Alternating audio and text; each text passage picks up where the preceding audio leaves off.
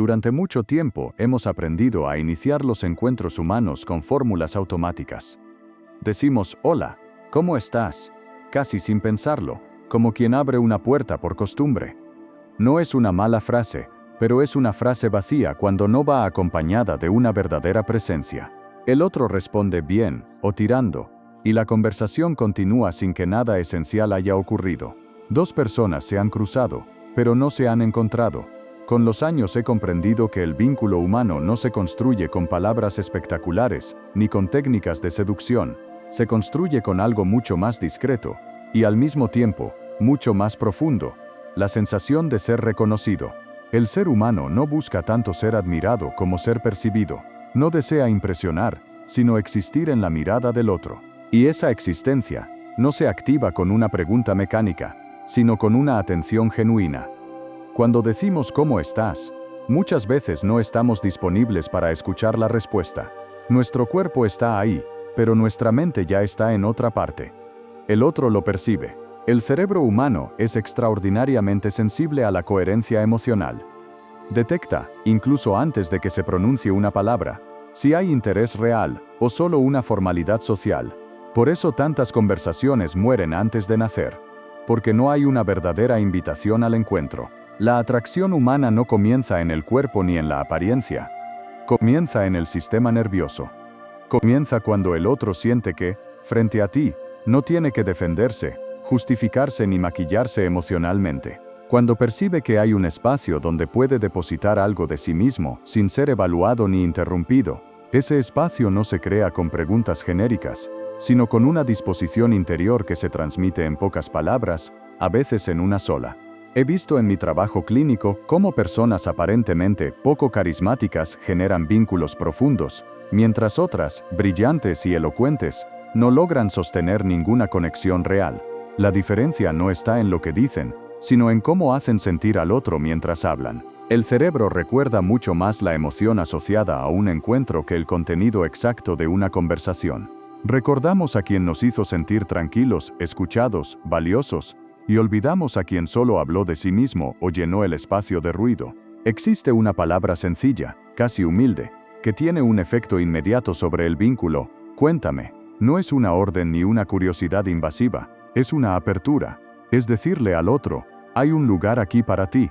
Cuando alguien escucha cuéntame, su sistema emocional se relaja. No se siente interrogado, se siente invitado. La diferencia es fundamental. El cerebro interpreta esa invitación como una señal de seguridad, y en un contexto de seguridad, la conexión se vuelve posible. Cuando alguien empieza a contar algo personal, se produce un fenómeno neurobiológico interesante. Se activa el circuito de recompensa. Hablar de uno mismo, cuando se siente escuchado, libera dopamina, no porque el individuo sea narcisista, sino porque el relato personal organiza la experiencia interna. Poner en palabras lo vivido calma, ordena y da sentido. Si tú ofreces ese espacio, el otro asocia tu presencia con una sensación de bienestar. Y la atracción, en su forma más sana, no es otra cosa que esa asociación. No se trata de provocar confesiones forzadas, ni de buscar intimidad prematura. Se trata de permitir que el otro avance hasta donde pueda y quiera. Decir cuéntame no exige profundidad, la posibilita. A veces la respuesta será ligera, cotidiana. Otras veces, inesperadamente, tocará algo más sensible.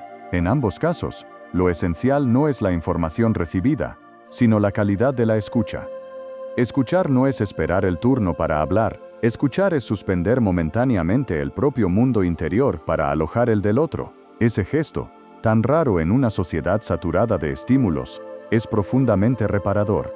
Muchos adultos no se sienten atraídos por quien los seduce, sino por quien los descansa. Por quien, durante unos minutos, les permite dejar de sostener una imagen, una función, un rol. La conexión auténtica no nace de impresionar, sino de acompañar. Y acompañar empieza por permitir que el otro exista en palabras propias, sin correcciones, sin comparaciones, sin apropiaciones. Cuando alguien siente que no será interrumpido con un "a mí me pasó algo peor", o con un consejo prematuro, se abre. Y cuando se abre, se crea un lazo, no espectacular, no ruidoso, pero real.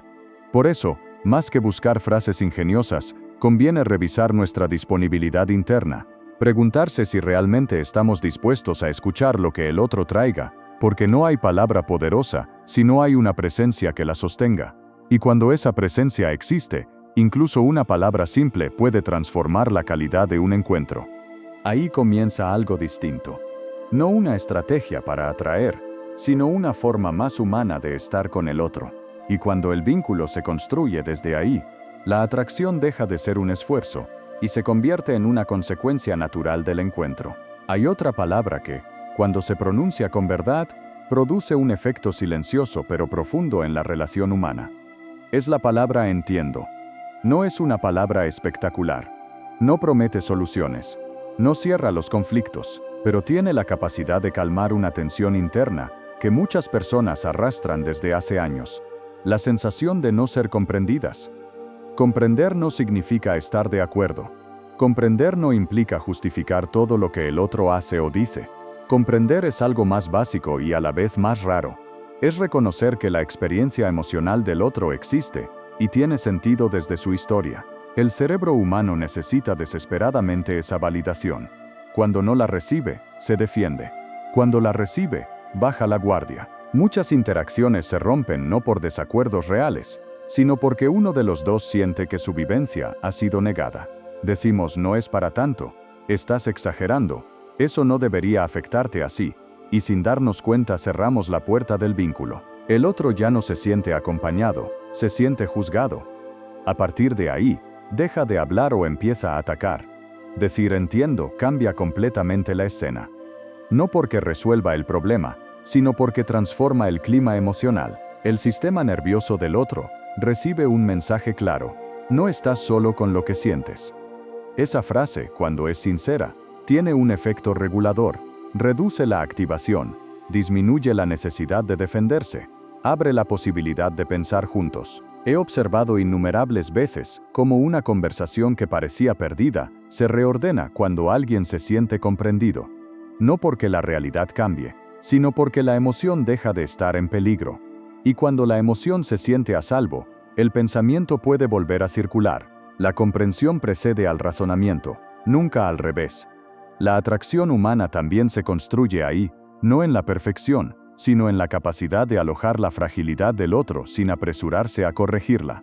Nos acercamos a quienes nos permiten ser incompletos sin humillarnos, a quienes no nos reducen a un problema que hay que arreglar, a quienes por un instante suspenden el impulso de explicar y se quedan con nosotros en lo que duele. Otra palabra que suele pasar desapercibida, pero que deja una huella duradera, es gracias. No como fórmula social, sino como acto de reconocimiento. Agradecer es decirle al otro, lo que haces tiene valor para mí. Y ese reconocimiento es una necesidad humana básica. No buscamos aplausos constantes, pero sí la certeza de no ser invisibles. La gratitud tiene un efecto doble. Por un lado fortalece el vínculo, porque el otro se siente visto. Por otro, transforma a quien la expresa, porque orienta su mirada hacia lo que recibe, y no solo hacia lo que le falta. Desde el punto de vista emocional, la gratitud reduce la hostilidad y aumenta la cooperación. Desde el punto de vista relacional, crea un clima donde el intercambio se vuelve más generoso. Las personas no se sienten atraídas por quienes exigen, sino por quienes reconocen, no por quienes acumulan méritos, sino por quienes saben decir esto que hiciste importó.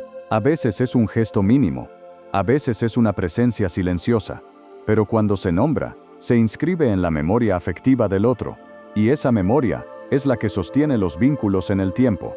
Hay también palabras que no se dirigen directamente a lo que fue, sino a lo que podría ser.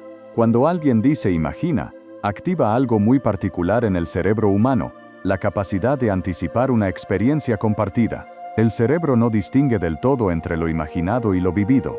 Por eso, cuando una escena se evoca con suficiente riqueza emocional, empieza a sentirse real. Invitar a imaginar no es prometer, es abrir un espacio posible.